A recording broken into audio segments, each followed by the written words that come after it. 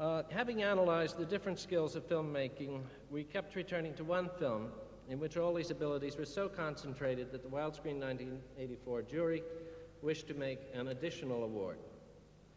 It is for the complete mastery of the craft of the wildlife filmmaking as exhibited in their film The Lightning Bird by Joan and Alan Root, made for Survival Anglia, so we would like Lord Buxton to collect the award on their behalf.